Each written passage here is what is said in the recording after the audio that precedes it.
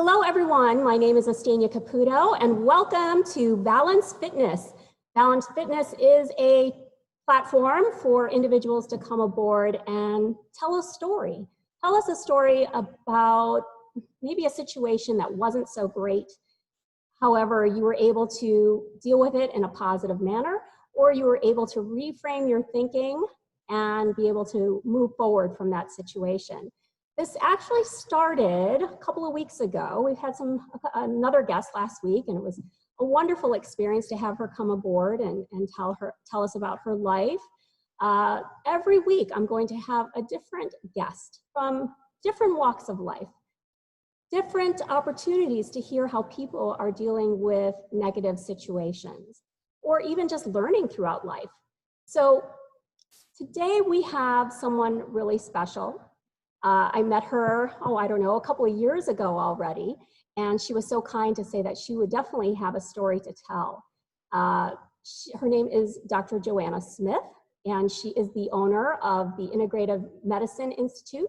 It's actually a Hilo-based integrated healthcare and aesthetic service practice that she founded, and I think it was 2 years ago that it opened up. Now that it's 2020, oh my gosh, time goes by so fast. So I was reading up on some of the things I had asked her to submit to me, and I'm like, oh gosh, this is already going to be so juicy. Just some of the things that she was just sharing with me, I couldn't wait to hear her story. And I loved even how she framed it in the beginning, just what it's going to be about. And I know that many of you have actually seen that she will be talking about how she was a teen mom. But then how she was able to focus, or maybe not so focused at times, and actually became a doctor. She went the path of medicine. So I like the way, oh gosh, I'll have her explain it to you, but I liked some of the things that she even mentioned to me about the obstacles and reframing. But it all started because she actually lost her mother and her godmother and her brother to different forms of cancer. And that really opened her eyes to going down the medical route. So basically what she has here, I'm gonna tell you what it says here. The healthcare model embraced by nursing academia is one that addresses the health continuum from a perspective of wholeness, where aspects of body, mind, and spirit are considered throughout the development of all patient care plans. And I love that because how that goes hand in hand with Valence Fitness. Valence Fitness is all about, the idea was about being balanced in mental health, in physical health, in emotional, spiritual, what else did I say? Intimacy. It's really important for us to be intimately fit as well, and also socially. So with that said, I'd like to welcome Dr. Joanna Smith. Dr. Joanna Smith, how are you? Hi, I'm great. Wonderful. Nice afternoon to be able to sit with you and share my story. Yeah, I'm very much looking forward to hearing this. So this was basically more about your journey, about you getting into the healthcare, but really it started off more at the beginning, and you were saying how it relates to when I said, oh, Dr. Joanna Smith, she'd be great for the show because maybe she'll be able to come aboard and talk to us about being physically fit, taking care of yourself. But no, you told me no. You said, no, this is more about mental. And what else did you say? You had it you even wrote it to me, mentally, what you're going to address, and emotionally, how this relates to Valence Fitness, and then also socially. So please take the floor and tell us your story. Thank you. Thank you for having me today. My journey to health really started off with my dad. My father was the chief of the fire department for the entire island in the late 80s. And one of the things I remembered and really sort of just stuck with me throughout my childhood was one picture in particular. He would bring home all of his different books that he would need to study or learn new techniques about when he attempted to integrate the EMS system with the fire department. And the one book he brought home that he had the page open to had a picture of a pencil sticking out of someone's eye and how they went about stabilizing this pencil on the rig and getting that patient to the hospital. And I just found it fascinating, absolutely fascinating. That was the minute that I fell in love with medicine. For a lot of people who already know what they want to do when they decide to go into medicine, they have a pretty clear path, whether that's I'm going to finish high school, I'm going to take my MCAT, and I'm going to attend such and such university. And it can be a pretty linear path. And as long as they follow that recipe, everything should pan out. That was not the case with me. Throughout high school, I did not make the best choices. I still was a strong academic student. However, some of the choices I made in my personal life affected my ability to maintain that pathway of academia. And that was my choice to become involved in a relationship where I became pregnant.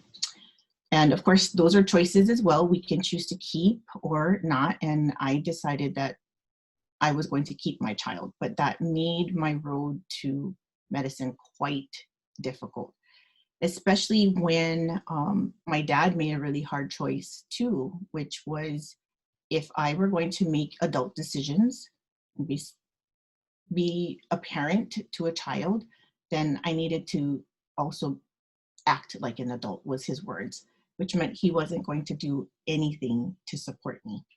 I needed to do it all on my own.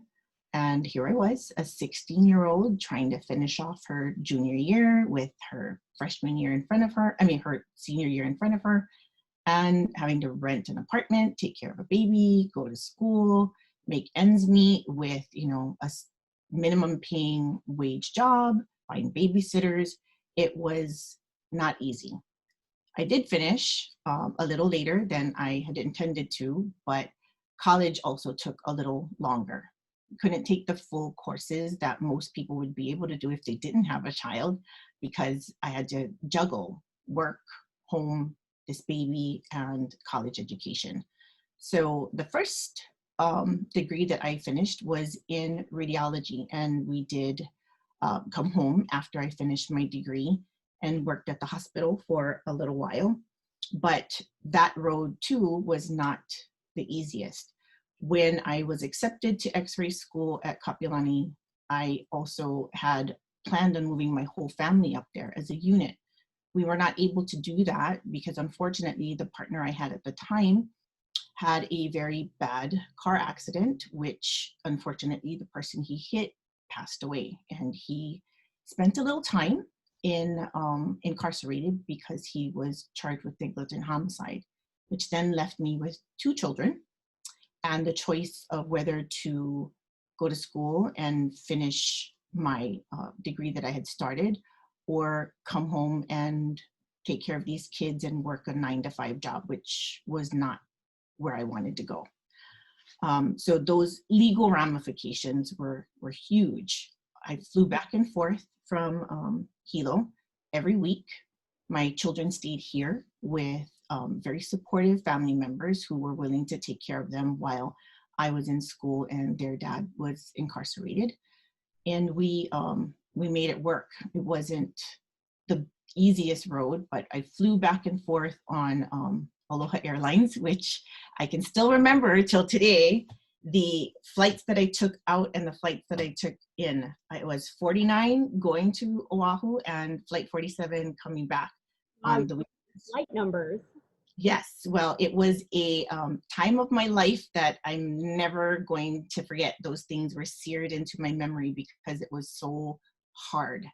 I would come home on Friday evenings and literally cook my tail off and label all of the food and all the preparations: Monday meal, Tuesday meal, Wednesday meal, breakfast, lunch, dinner. And then I would go to work. I was working part-time as a lifeguard out at Lapahoihoi. So I'd work all day on Saturday, come home and wash all of the clothes. And again, I'd label the kids' clothes: Monday, Tuesday, Wednesday, Thursday outfits, work on Sunday, and I would come back home after my shift, shower, and jump on the plane. And as soon as I got off the plane, I still remember the bus number that I caught, which was number 19, to get me back to my apartment, which was a 3-story walk up, no elevator. And drag down my laundry, all of those flights of stairs, do laundry for my week of school where I was pulling 21 credits a semester just to get the job done. I had to do what needed to get done. Anyway, those were some of the more formative times of my academic education. And that's when I feel as if my course correction really started. Once I finished the X-ray degree, I couldn't stop. I decided that I wanted to go back to school again, got my master's in nursing, and then, my bachelor's and then my master's in nursing and education, got my MBA, and still didn't stop and decided to finish my doctorate. And here I am today. And part of the reason why I share this is because so many of us are going through some really tough times, especially now with, COVID changing our entire lives. There can just be that one tipping point that we have that changes the course of everything that we do. But having that vision. I just, even just hearing you say, even at the beginning, when you said, it didn't even dawn on me how young you were when you said, and then I had to finish my junior year and finish my senior year. I'm thinking to myself, oh my gosh, that's right. You're still in high school at that age. And what you had to go through, it's almost like, and hearing how you had everything so precisely done, like knowing even the flight numbers and the bus numbers, things of that nature. I almost want to say that it's like a forced OCD. Like you had to be on top of everything that you were doing. Otherwise, what could possibly happen? Failure wasn't an option. I had 2 little boys to think about. I had to think outside of just myself, and it just had to be done. Years later, by the way, my dad, who at the time I thought was being really harsh, it was his version of tough love, I suppose. And I took it hard. I took it personally, and I really was stunned by his decision to really let me learn on my own. Up until that point, I was nothing less than completely spoiled and entitled and enabled in every sense of the word. I don't remember ever hearing the word no as a child. And if I did, I sort of worked past that and still got what I wanted. Very persistent in that sense. So to have the gavel come down so quickly, so suddenly, and so swiftly was a shock to my system. And I thought for the first few months, maybe he'll change his mind. Maybe he'll help me out. Maybe he'll see that, this baby deserves better and might step in at some point. And he never did. And when I finished my master's degree, I can't even remember what it was that sort of started the conversation with my mother at the time. And for whatever reason, she felt the need to tell me, she says, that day was the most difficult day for your father ever. He's never cried in front of me before and never since. And the day that he had to cut you off was the most painful thing he ever had to do. And that he cried the whole night because he worried about what would become of me, but he knew that it had to be done. Do you feel that it needed to be done that way? Oh, absolutely. I would not be the person that I am today had I not had that adversity. It was really 2 different sets of adversity that I met up with at that one moment in time, which was 1, being a parent, and 2, being let go of this, or I should say, having my safety net gone. No more. It was a rude awakening, to say the least. But I don't think any of this would have been had he not been strong enough to hold fast to his decision, for sure. Was your dream to go into medicine, was it always there, or From that one picture, for sure, I didn't foresee myself here and at this exact point, but always medicine, always some facet of medicine. I couldn't tell you if I would have ended up being a researcher or if I would have ended up being a engineer of some sort, having to create equipment that had to do with healthcare. I just knew that medicine was my calling.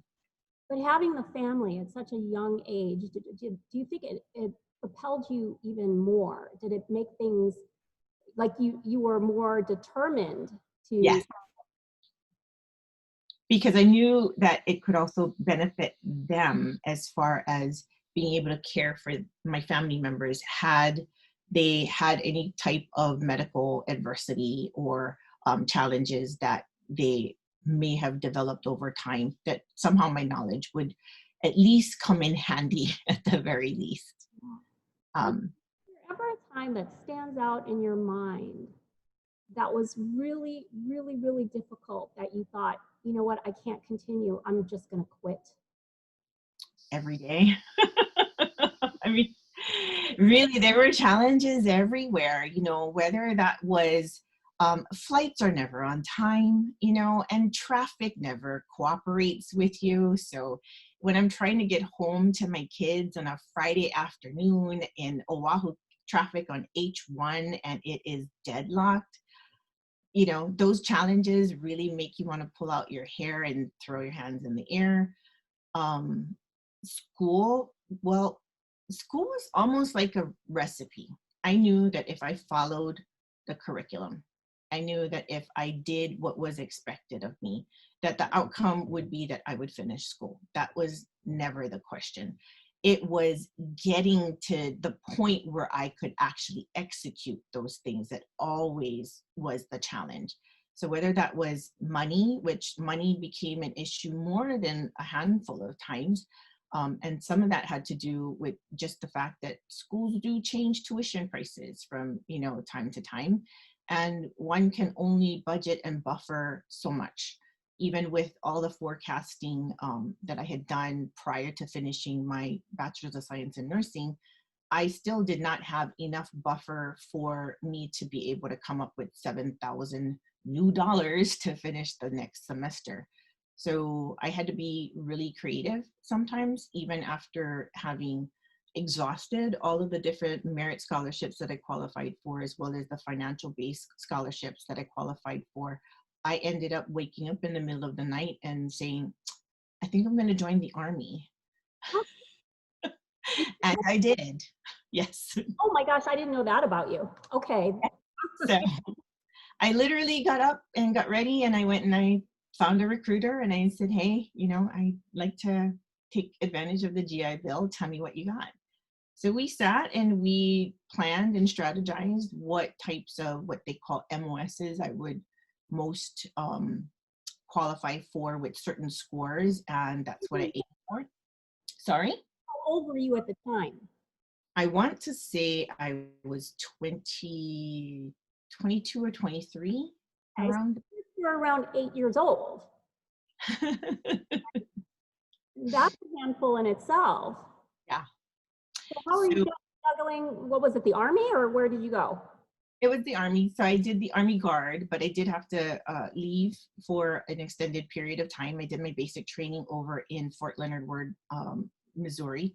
But I guess what was really funny about the whole Army thing was when he asked me what I wanted to do after I tested. I took the test to get in, and they figure out what your scores are and what you would qualify for. And when I finished, which I did not study for, he said, you can have any MOS you want. The world's your oyster. You qualified, with a 110, so you can have any position that you want. What do you want to do?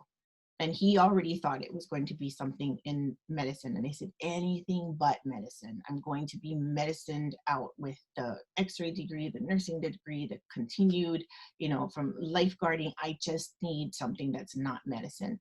So I was a broadcast journalist in the Army. Okay. Yeah, that was fun. It was a lot of fun. And so was my experience with the Army. I can't complain. It was a good time. I did get out right before 9/11, which was just chance. If I were there, I would have done my duty. But yes, I am very grateful to the Army for helping me with the GI Bill to finish my education. But money was an issue, one of the roadblocks for finishing school. And then not just that, the legal issues. Again, I did it alone. My son's father, who had been incarcerated during that time.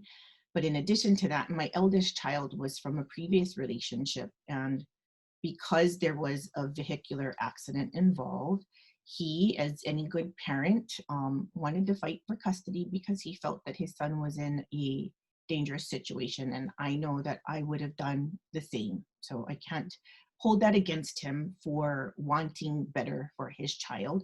But at the same time, as the mother who cared for him for all those years, I couldn't just give him up. So the custody battles were going on at the same time as the legal battles for the other child's dad, and school, and flying back and forth, and having to deal with work. It was more than what most people could finish. Where did you get your drive from?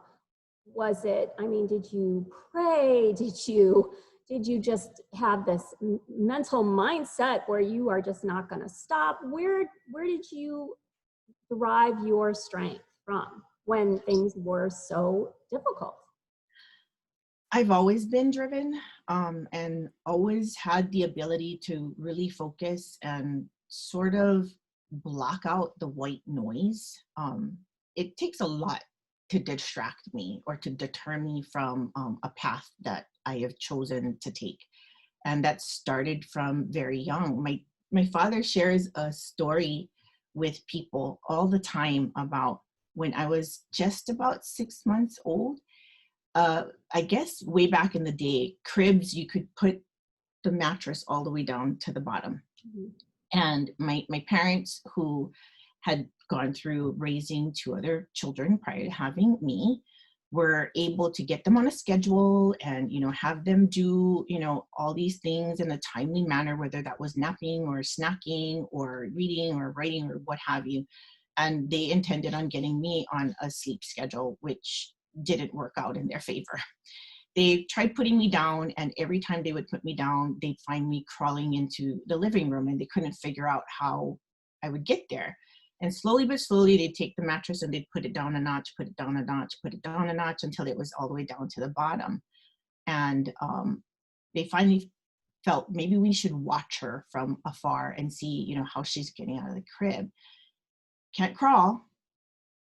They said they'd watch me grab each of the rails, pull myself up all the way to the top, and then I would pendulum my body back and forth until I got enough of a swing to throw myself over the top of the railing and let myself down, because I was so persistent. Yes. Wow. Even at a baby's age. Even at a baby's age. Yeah. That's not to say I didn't have a little bit of spiritual or religious guidance. I was living on Kupulau Road at the time that I was in X-ray school. And I don't remember what really made me drive there, because I don't remember the drive in and of itself. I thought I was going home, and somehow I ended up at New Hope Church. Pulled into the parking lot, and then I came to realize why I was there.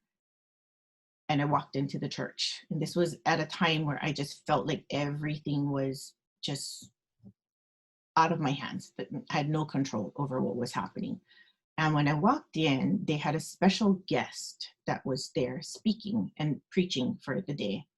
His name was Pastor Tim Stories.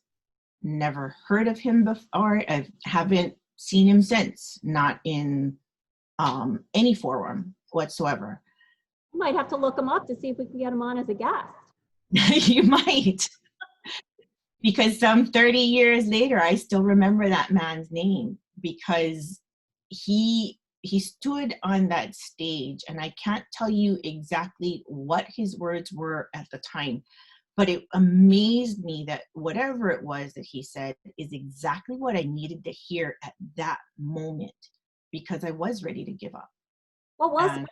You remember what it was? I just remember tearing and feeling incredibly moved. Um, and it just gave me the strength to go on.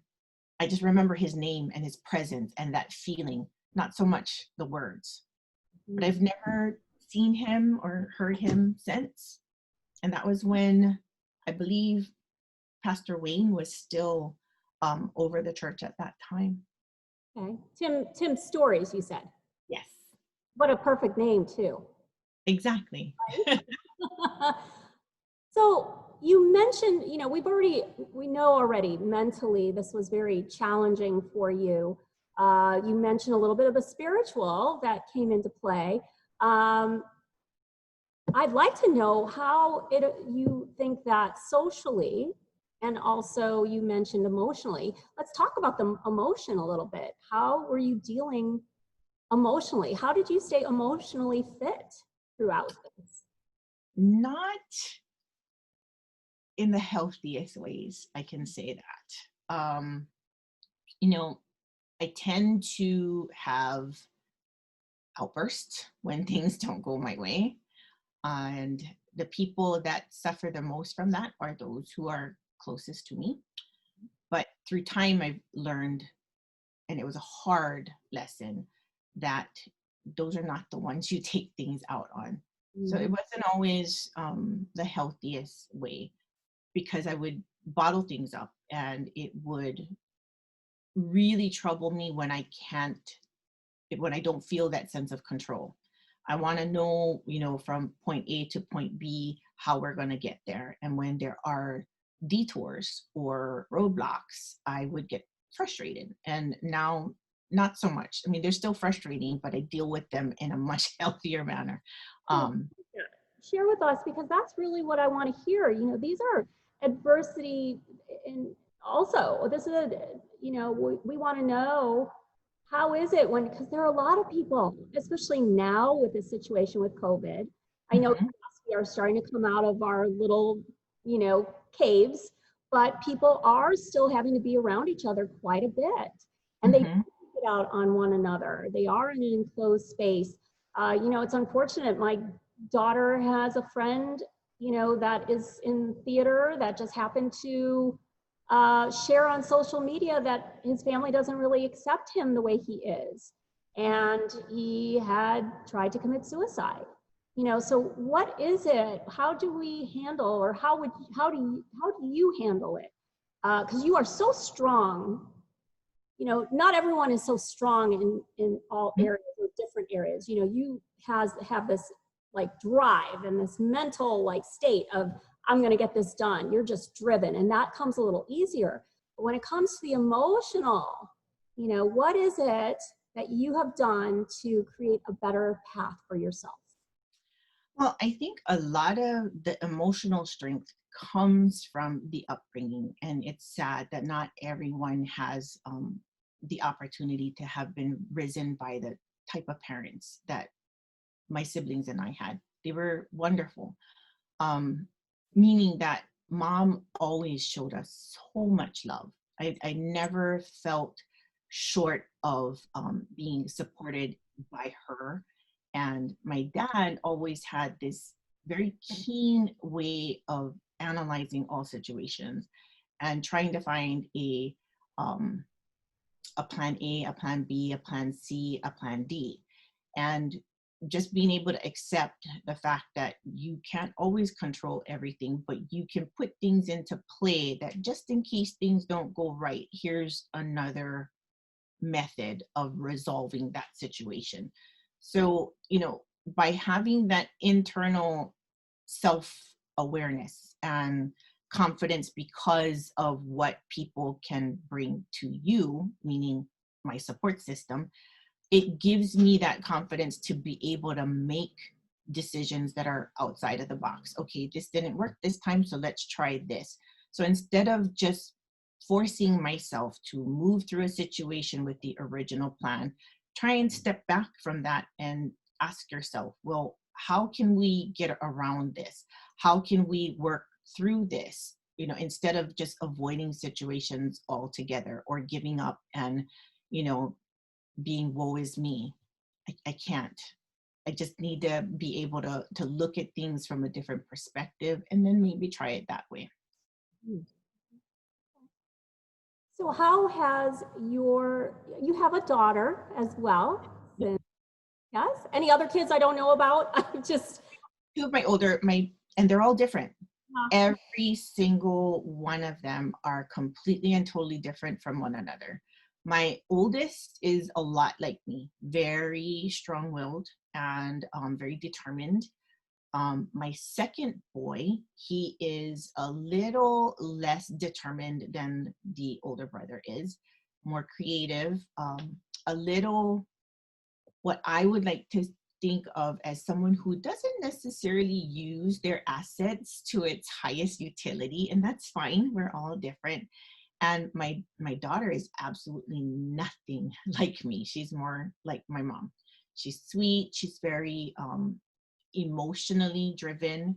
She's a very loving child, and tends to feel like I can't figure this out. Can you help me? Instead of doing things on her own. So I have all different aspects of children to deal with. do they know your story? Not my daughter. The two boys lived it. Yeah. So what she sees is a product of the challenges that I've been through. The boys were part of the whole picture. Um, and to some degree, I believe that that's what gives my older boy the drive that I have, I should say, because he's been there and he's seen what it takes. So he takes a lot of that from me. You know, When seeing that it's a product, like your youngest, it's a product of, what you've had to go through.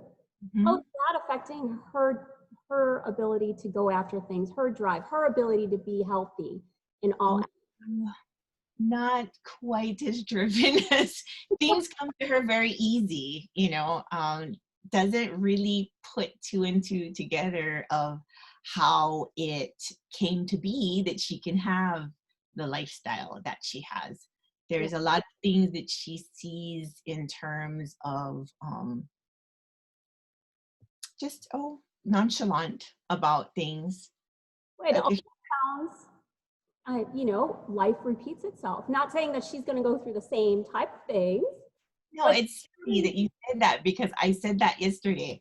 What she is now is what I was back then because I was the youngest child and my siblings were 10, 12, 22 years older than I was. So I grew up in a house that was almost like being an only child, but wasn't. I knew I had these siblings outside of my environment, but the environment I had at home was under my domain. That was my world. I had full control over it and I had full attention of my parents. So it was a little difficult for me to learn to think outside of myself. And those children made it so. but in a way, Christmas was about me. that you went through is a blessing because you have a story now that can, influence her, I would think. These are important for us to pass these stories down on with our family, what strengthens us, what makes Mhm. us who we are. So, I really appreciate you sharing this. There are so many, and so are you continuing your drive, your education? What are you doing with this clinic? What's happening? What is It's your nonstop. It is nonstop. job? Always trying to learn something, always trying to add something. And, whether or not that came with the territory, and I say that because we are required to have continuing education for however many years and however many credits. And that can be attributed to both the x-ray degree as well as the nursing aspect. Even if we weren't required to maintain continuing education, I still would. I'd still continue to seek, which is exactly what the IMI stands for. It's IMI, or in Hawaiian, it means to seek. So I'll continue to seek more education and learn every day. I absolutely love that. And you know, when I first decided to start this Valence Fitness, which is attracting, you know, the positive, just like an atom, you know, we attract, and socially and emotionally we attract, and we want to attract the positivity that is out there. One of the things, the reason why it got started is I was on this networking for women. And it just so happened that the group, they were so sad. It was not the typical meeting on, you know, it was on Zoom, but it was, I think the COVID situation was really getting to people, and they could only look at the negativity, and there was nothing really positive being said. And so I mentioned to people that I'm going to do this show, but one part of the show that I really would love to see happen is that not only people try and reframe their thinking or to think positively, but to also get out of themselves. And what I mean by that is not always just focus on me and how it's affecting me, but what I can do for someone else out there that's going to make a positive impact. And you're part of that package, Dr. Joanna Smith, because part of the reason why I asked you is because I see what you've been doing, and you have been giving back to the community by doing your daily, what do you want to call it? Tell the audience a little bit about that. So we did it for the month of May, which we called it the hashtag I am campaign. And basically we would pick a word every day for the entire month and ask our followers to post either a video or just a simple worded post about how they relate to that particular word. And the word would always try to pull from a world of positivity. So whether it is I am strong, or I am developing, or I am progressing, or I am fit, I am supported, whatever the word may be, we would pick a winner that would share with us how they felt they could align themselves with that idea. And the prizes that they would win were from different companies in Hilo, or collaborators that would give away gifts that were also in alignment with the word. So for example, yes. And for example, like with the I Am Fit campaign, the person won I believe it's a full month of Wednesday workouts with Heather from Transformations, because obviously, you know, she does fitness. Right. Or somebody that was in my case, the one that I gave out at the end was called I Am My Brother's Keeper. I thought it was really important for us to be able to give back to those who were most in need. And in my own personal opinion, the people that were most in need were the kids, children who were in public school, who were ripped out of their classrooms and unable to continue with their education for whatever reason, if it were a lack of internet service or merely that they did not have the tools available for them to be able to access their classrooms on Zoom. I gave away 5 Kindle Fires so that they could, you know, at least be able to get on the internet or download electronic books to their own personal device and be able to continue to learn, even if they didn't have those tools before or access to the internet before. That is so wonderful, and especially to do it in at the time that we needed it the most. And that is why, you know, I am so honored to have you today telling us about your story, talking about, you know, you are much stronger mentally. I want people to know out there that, yes, we can be strong in certain areas, but that doesn't always mean that we're not challenged by them. It's the choices we make, you know, yes, along the road. You know, you mentioned something, what was your thing? Where was it? You said something about, oh, yeah. I wanted you to say, well, you know, like, what are your final thoughts? You know, and you said something about the road to wherever. What was it? What? Share. Oh, about Kona. There's 3 different roads to Kona, you know, and People though, because people are going to watch this across the nation. So when you say road to Kona, explain what you're really saying. so what I'm really saying is your destination doesn't have to have just one particular path. And if you bank on just that one path, then you know that in itself is a failure. You're doing yourself a disservice by just having that one goal and one path and that one way to get there. Having a backup plan or being at least open to going past that or around it through a detour. And it doesn't even have to be the road to Kona. Let's just say you're going from point A to point B and there's a roadblock because of an accident or there's a fire or what have you. Are you going to turn around and just go back home and not finish your journey? Or are you going to turn around and find another way to get to your destination? Choice is up to you. Absolutely. I I want give myself 5 minutes. I'm sorry. 5 minutes. I give myself 5 minutes to feel sorry for myself, and then I'm done. Really, 5 minutes. Yeah, That's a long time, actually. That's good. I know. To me too. It gives you time to marinate in that, wallow in it a little bit and then brush it off. Yeah.